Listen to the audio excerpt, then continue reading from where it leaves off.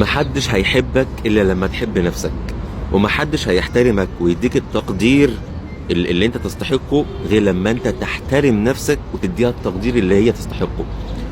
ربنا سبحانه وتعالى خلق البشر وهم عندهم زي سنسور او استشعار داخلي بيكون مرئي ومحسوس، ان هو يقدر ياخد عنك انطباع ممكن من قبل ما يشوفك، حتى ان هو يسمع عنك او يستشعر طاقتك ومدى ثقتك بنفسك واحترامك الداخلي لنفسك.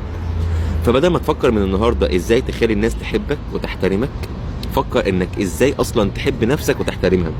ربنا سبحانه وتعالى قال لك في القرآن الكريم: قد افلح من زكاها وقد خاب من دساها. زكي نفسك، اتعلم حاجه جديده، ظبط وقتك، نظم علاقاتك، رتب اولوياتك، وافتكر ان السعي اللي انت بتسعاه لاصلاح نفسك هتلاقي ليه نتيجه فوريه. مش هتستنى بعدين بقى كام سنه لحد ما تلاقي نفسك بقت احسن، لا، نتيجه فوريه. في التفكير، تفكيرك نفسه هيختلف، احترام الناس ليك هيبقى ملحوظ بشكل اكتر من الاول.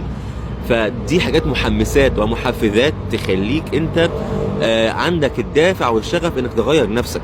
ابدأ من النهارده اسأل نفسك سؤال: انا بحب نفسي ولا لا؟ واعمل ايه علشان احبها؟ ابدأ رجع الشغف بتاعك من اول وجديد.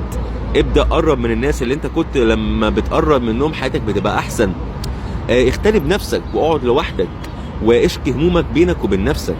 كل الحاجات دي بتديك نوع من القوة ليه علاقة بطاقة الاستغناء، اللي هو انا هبدأ من نفسي الاول. كل شيء هيبدأ من هنا، بعد كده هبدأ اعلق امالي على الاخرين واحط عشم في الاخرين.